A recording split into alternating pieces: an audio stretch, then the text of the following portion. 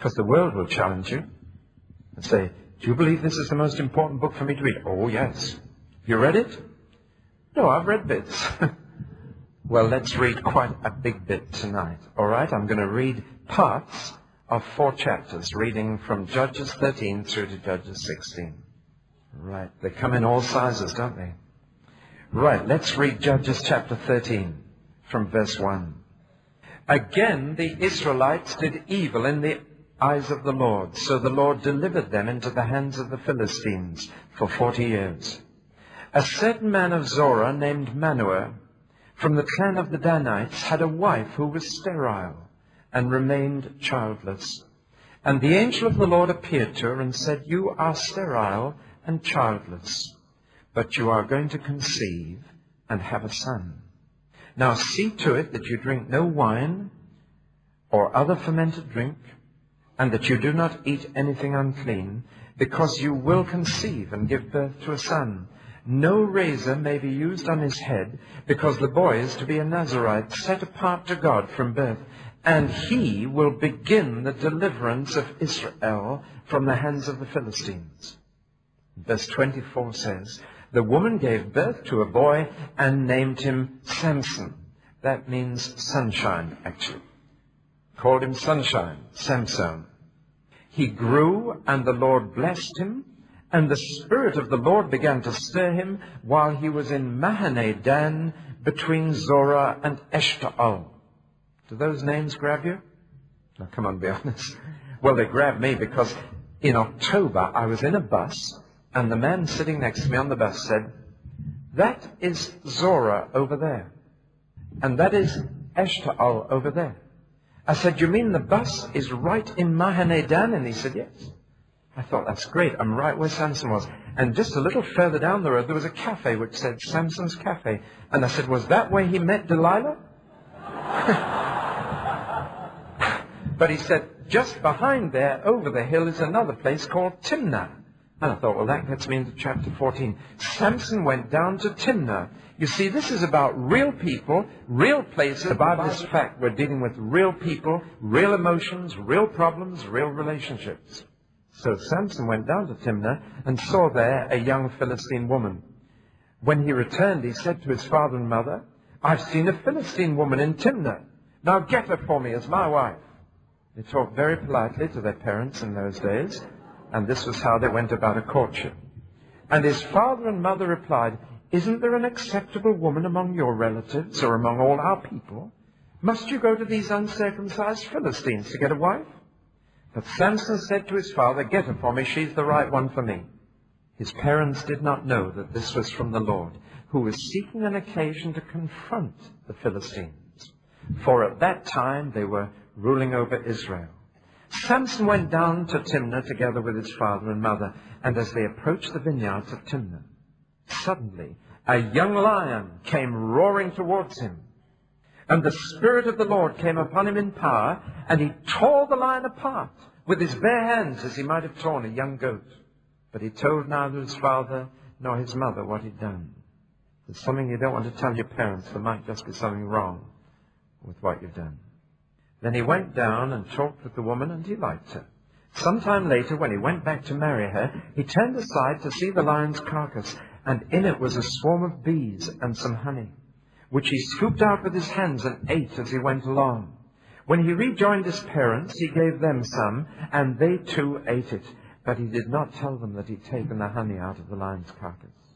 Now his father went down to see the woman, and Samson made a feast there, as was customary for bridegrooms. And when he appeared, he was given 30 companions. Let me tell you a riddle, Samson said to them. If you can give me the answer within the 7 days of the feast, I will give you 30 linen garments and 30 sets of clothes.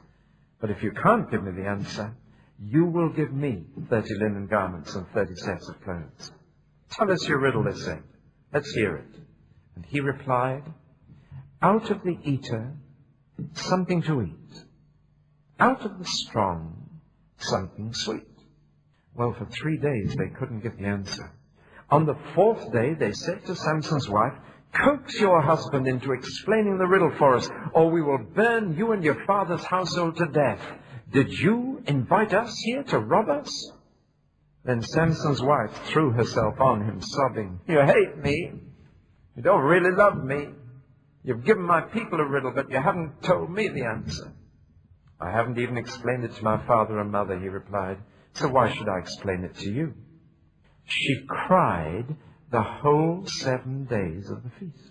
So on the 7th day he finally told her, because she continued to press him, and she in turn explained the riddle to her people. And before sunset on the 7th day the men of the town came to Samson and said, "What is sweeter than honey? And what is stronger than a lion?" And Samson said, "If you had not plowed with my heifer, you would not have been able to explain my riddle." And the Spirit of the Lord came upon him in power, and he went down to Ashkelon, struck down 30 of their men, stripped them of their belongings, and gave their clothes to those that explained the riddle. And burning with anger, he went up to his father's house. And Samson's wife was given to the friend who had attended him at his wedding. Now we'll turn over to the last part of the sad story. Verse 15 of chapter 16. It's another woman now. Her name is now Delilah. And Delilah said to Samson, "How can you say I love you when you won't confide in me? This is the 3rd time you've made a fool of me and haven't told me the secret of your great strength." And with such nagging, she prodded him day after day until he was tired to death. So he told her everything. "No razor has ever been used on my head," he said, "because I have been a Nazirite, set apart to God since birth. If my head were shaved, my strength would leave me, and I would become as weak as any other man." When Delilah saw that he had told her everything, she sent word to the rulers of the Philistines, "Come back once more." So the rulers of the Philistines came back with silver in their hands, and having put him to sleep on her lap, she called a man to shave off the 7 braids of his hair, and so began to subdue him, and his strength left him. Then she called, "Samson, the Philistines are upon you." And he awoke from his sleep and thought, "I'll go out as before and shake myself free." But he did not know that the Lord had left him. Then the Philistines seized him, gouged out his eyes, and took him down to Gaza. Binding him with bronze shackles, they set him to grinding in the prison. But the hair on his head began to grow again after it had been shaved. Now the rulers of the Philistines assembled to offer a great sacrifice to Dagon, their god, and to celebrate, saying, "Our God has delivered our enemy Samson into our hands." And when the people saw him, they praised their God, saying, "Our God has delivered our enemy into our hands, the one who laid waste our land and multiplied our slain." And while they were in high spirits, they shouted, "Bring out Samson to entertain us." So they called Samson out of the prison, and he performed for them. When they stood him among the pillars, Samson said to the servant who held his hand, "Put me where I can feel the pillars that support the temple, that I may lean against them." Now the temple was crowded with men and women. All the rulers of the Philistines were there, and on the roof were about 3,000 men and women watching Samson perform. Then Samson prayed to the Lord, "O sovereign Lord, remember me, O God.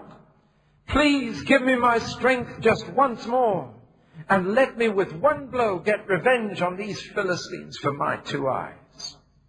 Then Samson reached toward the 2 central pillars on which the temple stood, and bracing himself against them, his right hand on the one and his left hand on the other, Samson said, "Let me die with the Philistines." Then he pushed with all his might, and down came the temple on the rulers and all the people in it. Thus he killed many more while he died than when he lived. Then his brothers and his father's whole family went down to get him. They brought him back and buried him between Zorah and Eshtaol in the tomb of Manoah his father. He'd led Israel 20 years. I used to think that Samson was one of the world's great failures. I used to think that he was a man who'd got everything going for him and threw it away. I used to think of this man as the man who lost the Spirit of the Lord, the man who finished up blind, chained, performing in a circus ring. And I thought, what a tragic waste of a man. What a dreadful story, what a dreadful end.